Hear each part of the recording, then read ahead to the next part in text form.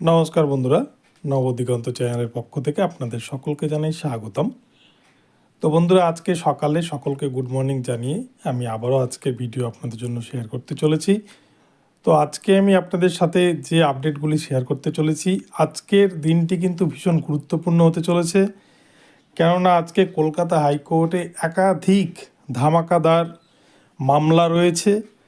আজকে কিন্তু কলকাতা হাইকোর্টে 42,949-এর যে প্যানেল প্রকাশের অর্ডার দিয়েছিলেন বিচারপতি গঙ্গোপাধ্যায়, সেই মামলা যেমন রয়েছে, ঠিক অপরদিকে কিন্তু ইন সার্ভিসদের চাকরিকে চ্যালেঞ্জ করা বিএড চাকরি প্রার্থীদের মামলাটিও আজকে রয়েছে। তো আজকে আপনাদের সাথে আমি এই বিষয়ে এখন বিস্তারিতভাবে আলোচনা করব। তো আপনারা সম্পূর্ণ ভিডিওটি স্কিপ না করে প্রথম থেকে শেষ পর্যন্ত দেখতে থাকুন। এই ভিডিওর মাধ্যমে আপনারা অনেক ইনফরমেশন পেয়ে যাবেন। তবে তার আগে বলে রাখি, যারা এখনও আমার চ্যানেলটিকে সাবস্ক্রাইব করেননি, আপনারা আমার চ্যানেলটিকে সাবস্ক্রাইব করে অল নোটিফিকেশন অন করে রাখবেন। তাহলে আপনার এই ধরনের আপডেট সবার আগে সবার প্রথমে আপনার মোবাইলে পেয়ে যাবেন। তো চলুন আমরা আজকের ভিডিওটি এবারে বিস্তারিত প্রথম থেকে শেষ পর্যন্ত দেখে নিই। বন্ধুরা, আপনারা জানেন ইতিমধ্যেই যে 42,949-এর প্যানেল প্রকাশের অর্ডার দিয়েছিলেন বিচারপতি অভিজিৎ গঙ্গোপাধ্যায়।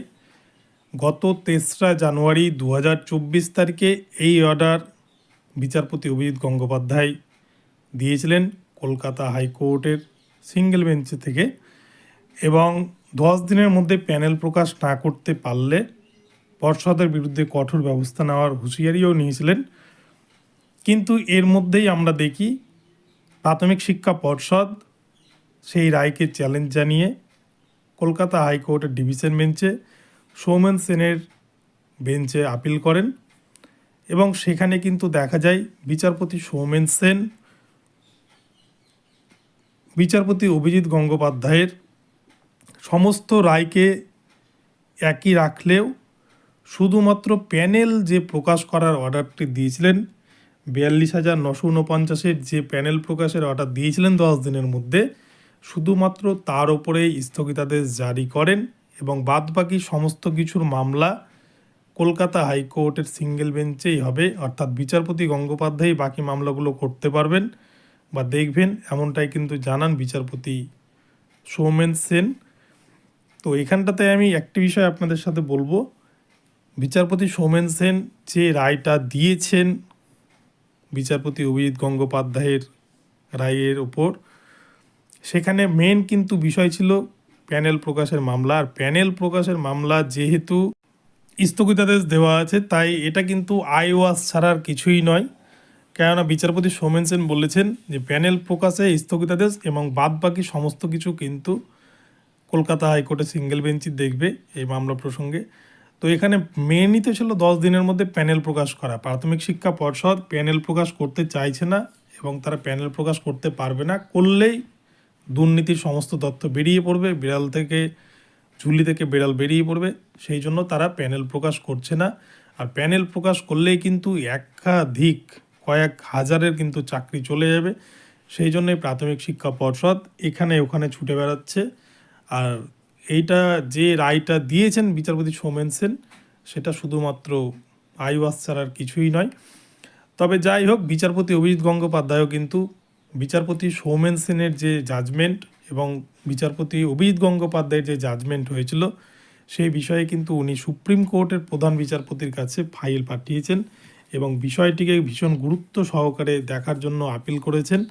কেননা বিচারপতি অভিজিৎ গঙ্গোপাধ্যায় মন্তব্য করেছেন যে বিচারপতি সৌমেন সেন বা কলকাতা হাইকোর্টের ডিভিশন বেঞ্চ কাদেরকে বাঁচানোর জন্য এমন ধরনের রায় দিয়েছেন, এটাই কিন্তু একটা বড় প্রশ্ন হয়ে দাঁড়াচ্ছে।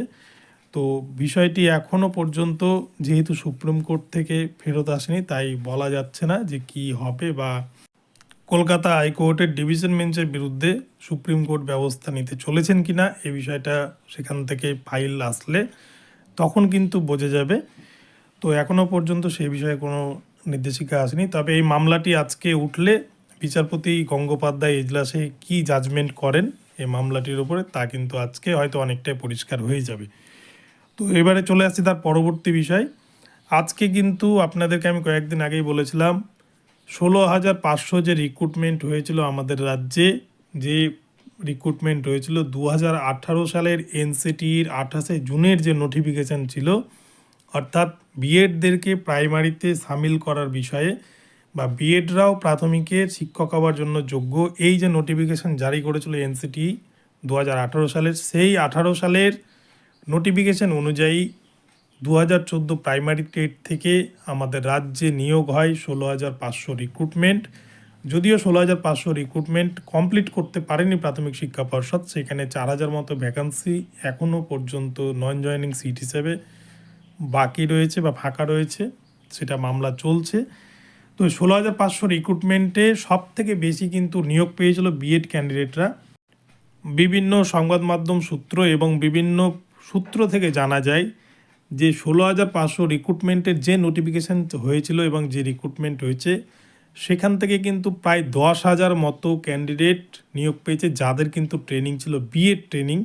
এই বিএড ট্রেনিংরত 10,000 প্রাথমিক শিক্ষকের বিরুদ্ধে কিন্তু একদল ডিএলএড ক্যান্ডিডেটরা মামলা দায়ের করেছে।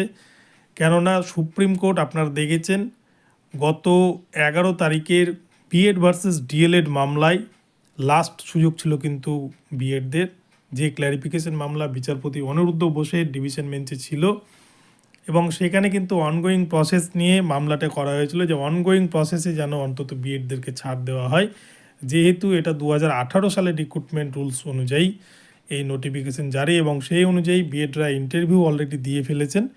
কিন্তু এই মামলাটি বিচারপতি অনিরুদ্ধ বোস খারিজ করে দেন। তিনি একটাই কথা বলেন, এই জাজমেন্টের পর অর্থাৎ বিএড ভার্সেস ডিএলএডের যে জাজমেন্ট 11ই আগস্ট 2023 সালে বেরিয়েছিল, সেই জাজমেন্টের পর থেকে আর কোনো বিএড প্রাইমারিতে চাকরি পাবে না, এমনটাই কিন্তু শোনা যায় সুপ্রিম কোর্টের পক্ষ থেকে। এবং সেই জন্যই কিন্তু একদল ডিএলএড প্রার্থী, যার মেন পিটিশনার হচ্ছে মিতালি পাল ভার্সেস আদার্স, এবং ওয়েস্ট বেঙ্গল যে প্রাইমারি বোর্ড তার উপরে মামলা দায়ের করেছেন। এবং এই মামলার বিষয়বস্তু হচ্ছে 16,500 রিক্রুটমেন্টে যে সমস্ত বিএড টিচার বা বিএড ক্যান্ডিডেট যারা টিচার হয়েছেন অলরেডি, যারা আমাদের পশ্চিমবঙ্গের বিভিন্ন রাজ্যে শিক্ষকতা করছেন, চারিদিকে ছড়িয়ে ছিটিয়ে রয়েছেন, এই 10,000 বিএড ট্রেনিংরত প্রাইমারি টিচারকে বাদ দিয়ে সেখানে যোগ্য প্রার্থী অর্থাৎ ডিএলএডদেরকে নিয়োগ করতে হবে, এমনটাই দাবি নিয়ে তারা কিন্তু কলকাতা হাইকোর্টে মামলা দায়ের করেছেন। এবং এই বিষয়ে মামলা কিন্তু অনেক আগেই সুপ্রিম কোর্টে হয়েছে, অর্থাৎ বিএড ভার্সেস ডিএলএড মামলার শুনানি ফাইনাল জাজমেন্ট যবে বেরিয়েছে 11 আগস্ট 2023 সালের পরেই কিন্তু এই মামলা অলরেডি সুপ্রিম কোর্টে হয়েছিল, এবং সেটি কিন্তু পেন্ডিং অবস্থায় রয়েছে, এখনও তার শুনানির ডেট পড়েনি।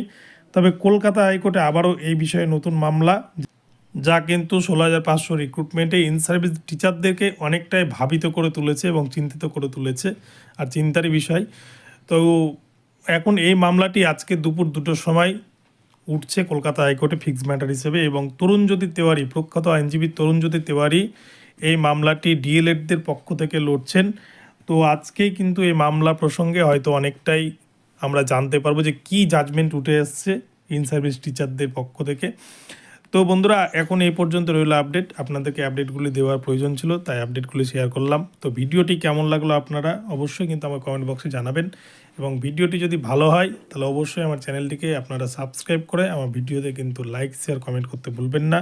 আর প্রতিনিয়ত এই ধরনের ভিডিও পেতে আপনারা অবশ্যই আমার চ্যানেলটিকে ফলো করুন, আমি কিন্তু কন্টিনিউ আপডেট দিতে থাকবো। ধন্যবাদ।